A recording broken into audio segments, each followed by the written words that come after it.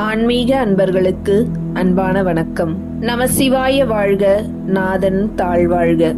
ஓம் நமோ நாராயணாய. இன்று மார்கழி 14ஆம் நாள். திருவெம்பாவை மற்றும் திருப்பாவையின் 14வது பாடலையும் அதற்கான விளக்கத்தையும் இந்த பதிவில் பார்ப்போம். திருவெம்பாவை பாடல் 14. காதார் குழையாட பைம்பூன் கலனாட கோதை குழலாட வண்டின் குழாம் ஆட சீதப் புலனாடி சிற்றம்பலமாடி வேதப் பொருள் பாடி அப்பொருளா மாப்பாடி சோதித் திறம்பாடி சூழ்கொன்றை தார்பாடி ஆதி திறம்பாடி அந்தமா பாடி பேதித்து நம்மை வளர்த்தெடுத்த பெய்வளைத்தன் பாதத் திறம்பாடி ஆடேலூர் எம்பாவாய். சென்ற பாடலில் கன்னியர்கள் தாமரை மலர்கள் பூத்து குலுங்கிய பொய்கையில் பாய்ந்து குடைந்து குடைந்து இறைவனின் கழல் பாடி நீராடத் தொடங்கியதை அறிவுறுத்திய மணிவாசகப் பெருமான் இப்பாடலில் பெண்கள் அணிந்திருக்கும் அணிகலன்களையும் அவர்கள் செய்யும் செயல்களையும் காட்சிப்படுத்துகிறார். காதார் குழையாட பைம்பூன் கலனாட கோதை குழலாட வண்டின் குழாம் ஆட.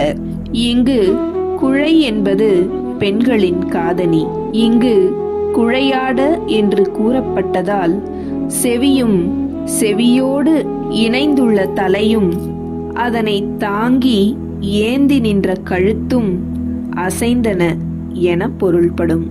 பொன்னால் செய்யப்பட்ட அணிகலன்கள் பைம்பூன் எனப்பட்டன. நீராடுகின்ற அந்த காலை வேளையிலும் பொன்னால் செய்யப்பட்ட அணிகலன்களை அப்பெண்கள் அணிந்திருந்தனர். இது அப்பெண்களின் செல்வச் செழிப்பை சுட்டிக்காட்டுகிறது. தலை அசைந்ததால் அப்பெண்களின் குழல் அசைந்தது. குழல் அசைந்த அளவில் அப்பெண்களின் கூந்தலில் சூடியிருந்த மலர்களில் இருந்த தேனை உண்டு உறங்கிக் கொண்டிருந்த வண்டு கூட்டங்களும் அசைந்தாயிற்று. எனவே வண்டின் குழாமாட என்கிறார். மேலும் அக்கன்னியர்கள் குளிர்ச்சியான நீரில் குளித்து சிற்றம்பலத்தில் நடனமாடும் கூத்தனை பாடுவோம் என்று அழைக்கின்றனர். மேலும் வேதத்தின் பொருளையும் வேதத்தின் பொருளாக இருக்கும் சிவபெருமானையும் பரஞ்சோதியாய் திகழும் அவனது தன்மையையும் அப்பெருமானின் தலையில் சூடப்பட்டுள்ள கொன்றை மாலையையும் அனைத்து உயிர்களுக்கும் முதலாகவும் முடிவாகவும் அவன் திகழும் தன்மையையும் உயிர்களுக்கு கருணை காட்டி ஞானத்தினை வளர்க்கும் அம்மையின் திருவடியினை பாடி நாம் நீராடுவோம் என தன் தோழியை எழுப்புவது போல் இப்பாடல் அமைந்துள்ளது. ஆக வேதமாகவும் வேதத்தின் உட்பொருளாகவும் முதலாகவும் முடிவாகவும் உள்ள இறைவனை பணிந்து அவன் தாழ் வணங்கி அறியாமை இருளில் இருந்து வெளியேற வேண்டும் என்ற ஆழமான கருத்தை இப்பாடலின் மூலம் நமக்கு அறிவுறுத்துகிறார் மணிவாசகப் பெருமான்.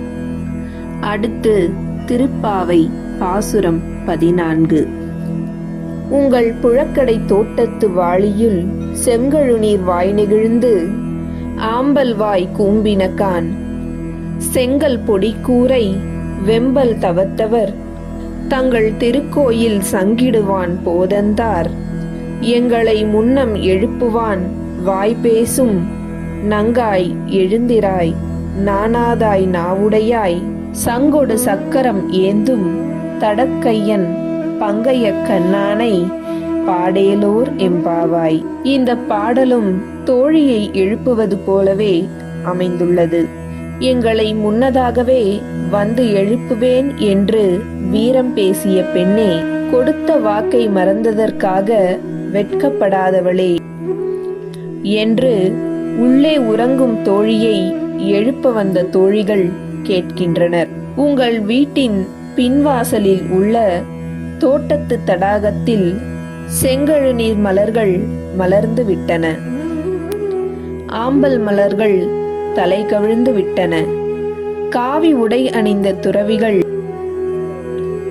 திருச்சங்கு முழக்கம் செய்வதற்காக கோவிலை நோக்கி சென்று கொண்டிருக்கின்றன. ஆனால் பெண்ணே, சங்கும் சக்கரமும் ஏந்திய கரங்களை உடையவனும் தாமரை போன்ற விரிந்த கண்களை உடையவனுமான கண்ணபிரானை பாட இன்னும் நீ எழாமல் இருக்கிறாய் என்று தங்கள் தோழியை எழுப்புகின்றனர். கொடுத்த வாக்கை தவறவிடவே கூடாது. வாக்கு கொடுப்பது மிக எளிது. அதை காப்பாற்ற முடியுமா என தெரிந்து பேச வேண்டும். நமது நாக்கு சரியானதை மட்டுமே பேச வேண்டும், சொன்னதை செய்ய வேண்டும் என்பது இப்பாடல் நமக்கு உணர்த்தும் தத்துவம். இந்த வீடியோ உங்களுக்கு பிடிச்சிருந்தா லைக் பண்ணுங்க, ஷேர் பண்ணுங்க, கமெண்ட் பண்ணுங்க. மறக்காம நம்ம சேனலுக்கு சப்ஸ்கிரைப் பண்ணுங்க. நன்றி.